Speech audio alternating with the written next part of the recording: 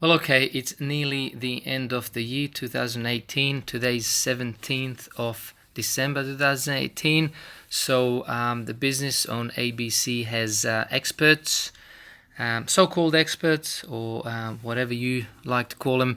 They are giving the prediction of the overall economy and most importantly for viewers of this channel, the property market. How is that going to be influenced by China, by US and China trade war, as well as a few other things that are currently happening. So without further ado, let's have a look at that. Look into the rear view mirror, the rollercoaster ride for investors in 2018. And gazing into the crystal ball, predictions from our expert panel for the year to come. Okay, first up, we want to hear from Louis Christopher. It's a familiar face, so take a look. Louis Christopher, it wasn't just the equity market taking it in the neck this year in Australia. The housing market has really been the front page story in business news. We've seen the Sydney market, which was had such a barnstorm in 2017, really pull back this year, heading towards 10% falls. How much further do you think this downturn has to run? Well, our forecast for 2019, Carrington, is that dwelling prices in Sydney and Melbourne are likely to fall another 6 to 9%. We're not at the bottom yet. The way 2018 has ended, it's on one of the most weakest notes I've actually seen in my career. Auction clearance rates in Sydney are effectively now in the mid to high 30s. The last time we saw that was actually back in 1989 when the cash rate hit 17.5%. Melbourne is not that far behind as well, and I suspect we'll actually see an accelerated decline in Melbourne dwelling prices. It seems though Melbourne's about 6 months behind Sydney.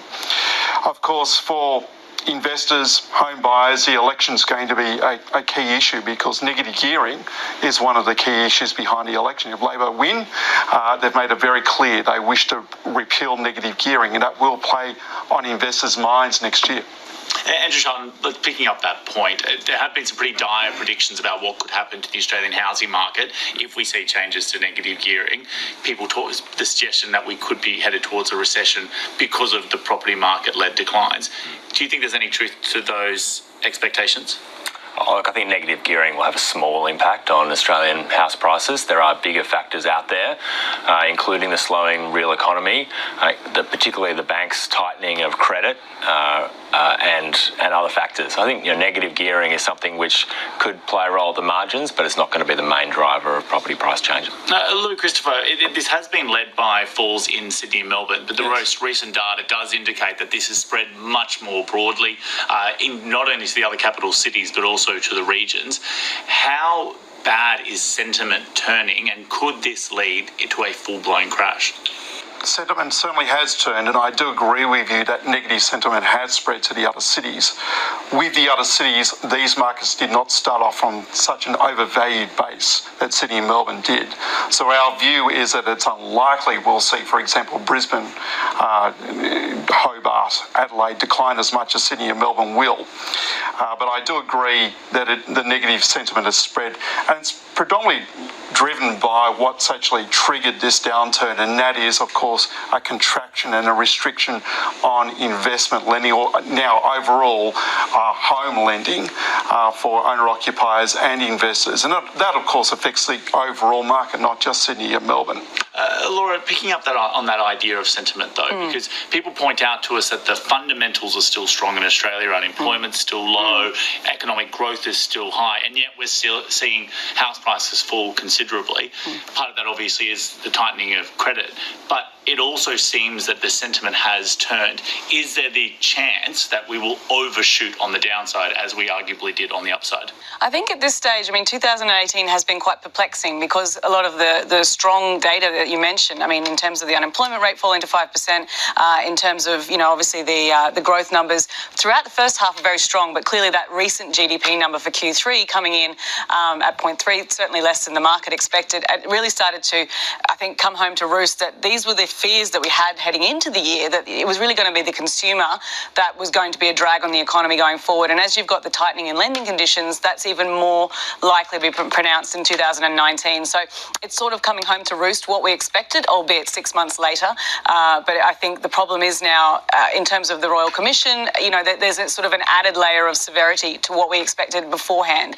And that's why, particularly for next year, I think we're looking for growth around 2.7%.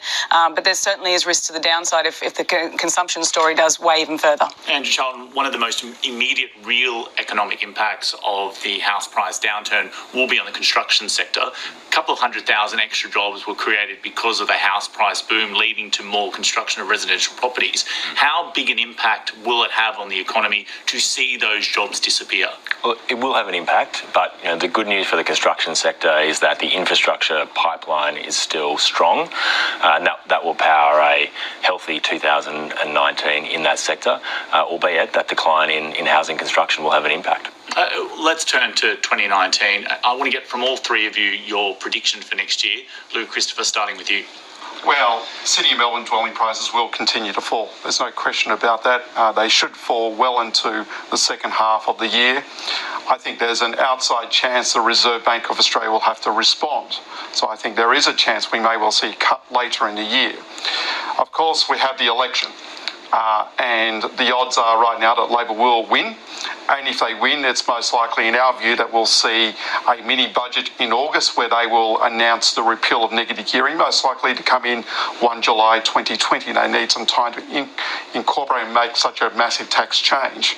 So we may well actually see, if this all plays out, potentially investors trying to come into the market to pick up a property before that tax change comes in. So that could actually create a mini bottom in the market towards the end of next year, especially if we do get that rate cut. Andrew Charlton.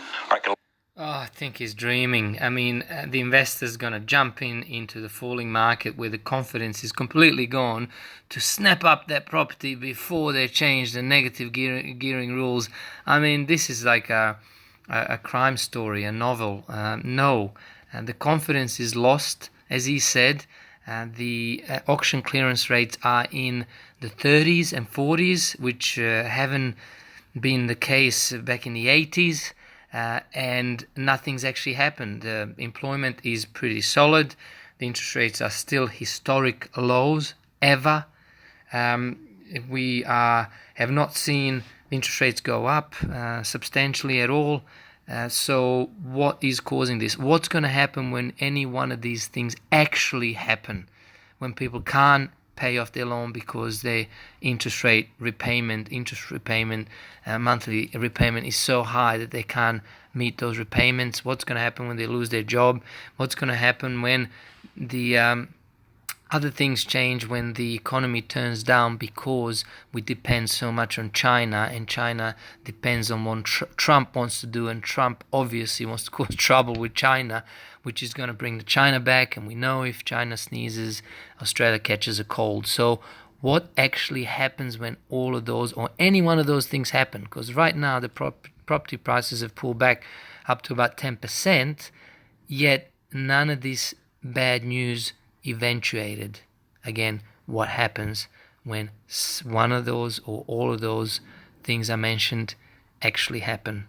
I think a disaster. So again, my prediction, I will be making more videos before the end of the year, but my prediction stands. It's at least 40%. We're going to overshoot so hard that a 60% pull back in property price is not going to be unusual.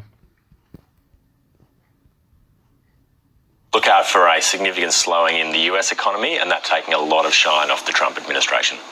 Laura, for me, it's probably continued falls in the Aussie dollar. I think 68 cents is something that's, it's in our forecast and certainly feels quite likely. We do see the Fed continuing to hike, even though that's a hugely debatable topic right now. But essentially, it will continue to weigh on the Aussie going forward, and not only to mention, obviously, the housing and political turmoil that no doubt we're going to face through the middle of next year. And the housing, obviously. So much depends on the housing, and one of the points they made is that 100,000 people are employed in the construction industry, which we told are going to shift into all these jobs that will be created inside the infrastructure, but we see how that goes, because there's no guarantees that the government's going to have this money for the infrastructure projects. Not to mention that we know what happened in China when they built infrastructure for the sake of building infrastructure to keep everybody employed. That's going to end in tears, in my opinion, as well.